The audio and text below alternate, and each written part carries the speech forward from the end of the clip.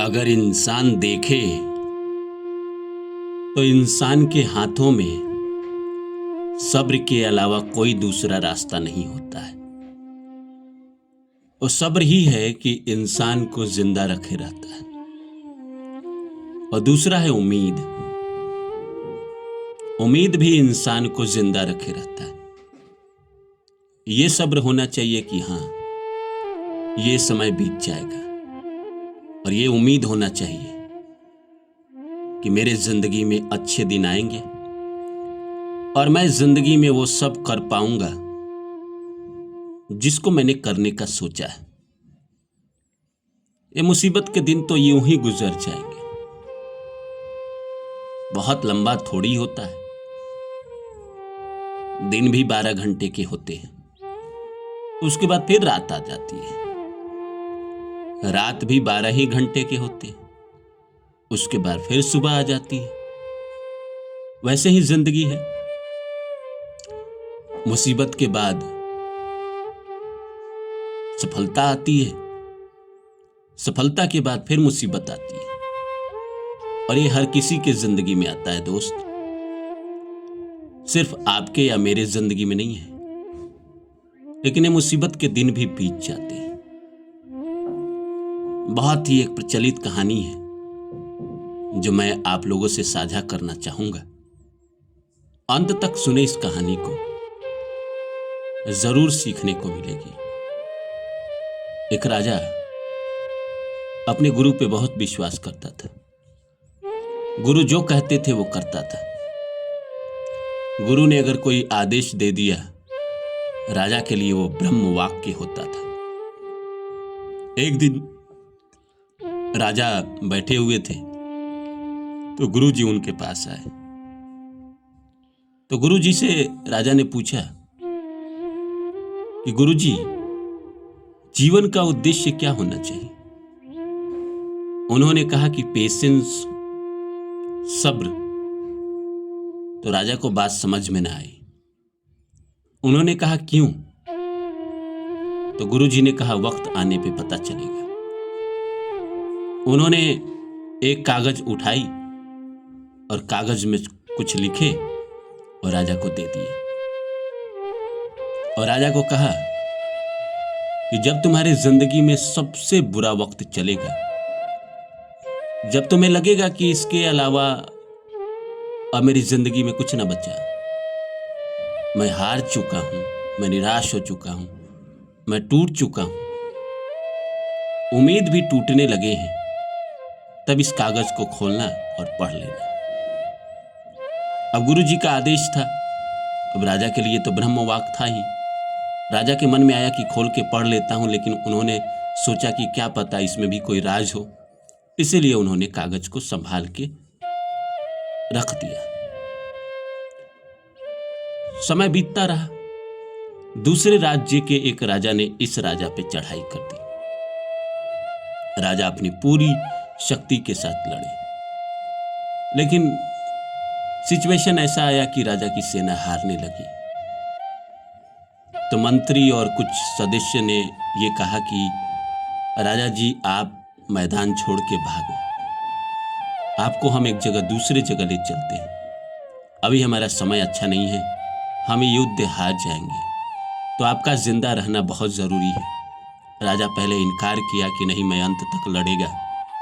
लेकिन बहुत जिद करने पे वो मंत्री के साथ और रानी के साथ और कुछ चुनिंदा लोगों के साथ राज्य महल को छोड़ के कहीं चले गए और जाकर एक वन में अपना ठिकाना बनाया। इधर दूसरे राज्य के राजा ने इस राज्य पे कब्जा जमा लिया और यहाँ पे रहने लगे।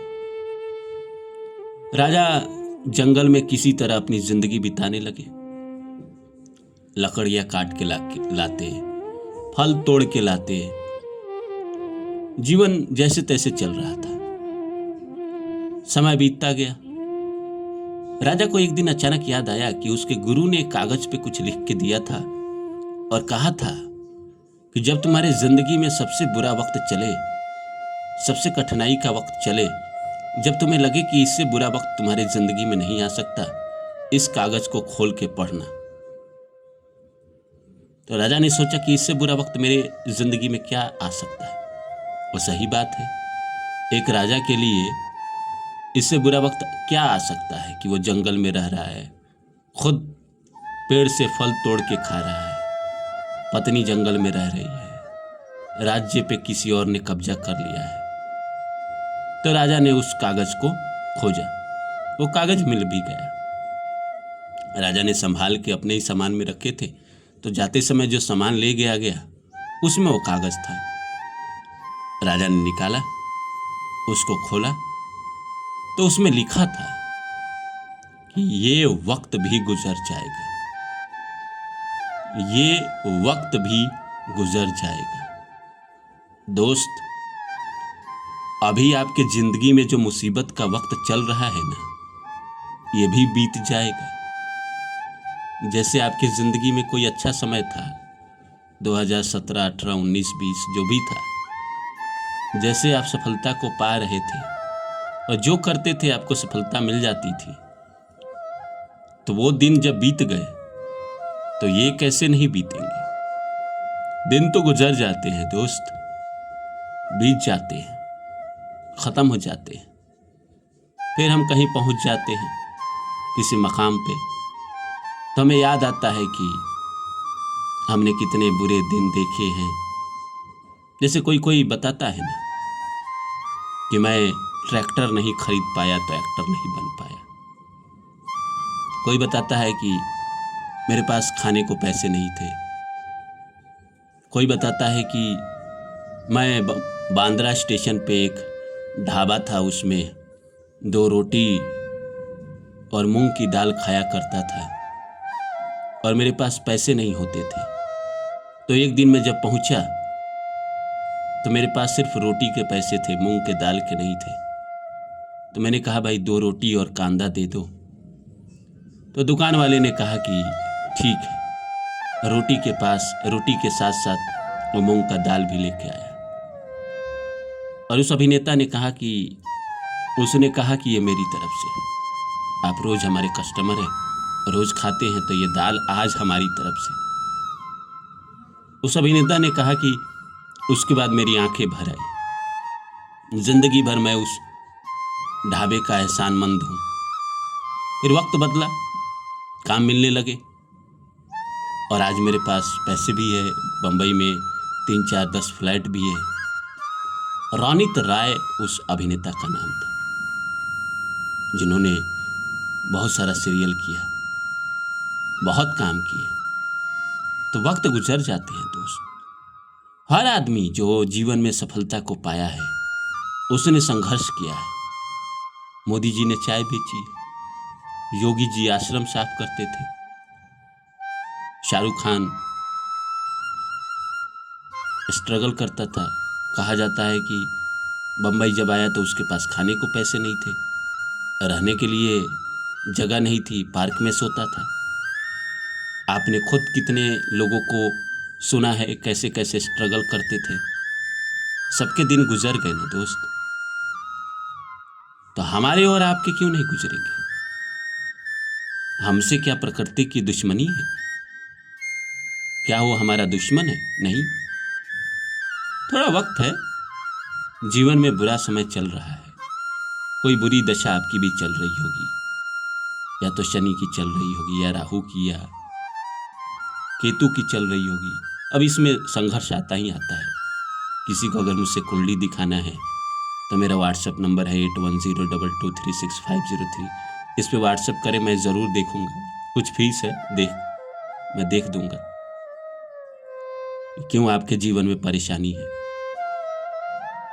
अगर परेशानी ये किसी दशा की वजह से है तो ये तो बीतेगा ना दोस्त, एक ना एक दिन खत्म होगा ही। और खत्म होने के बाद फिर जीवन शुरू होगा नया, और नया जीवन शुरू होगा तो आपको भी सफलता मिलेगी। फिर जैसे ये सब कहानी सुनाते थे वैसे आप भी सुनाएंगे। आप भी कहेंगे कि हाँ, मैंने जिंदगी में तमाम तरह के दुख देखे, तमाम तरह की परेशानी देखी, तमाम तरह के ताने सुने, तमाम तरह के आंसू रोए।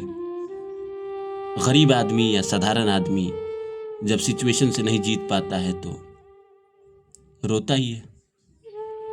जो चालाकी से नहीं ठगा गया वो प्यार में ठगा गया, इमोशन में ठगा गया।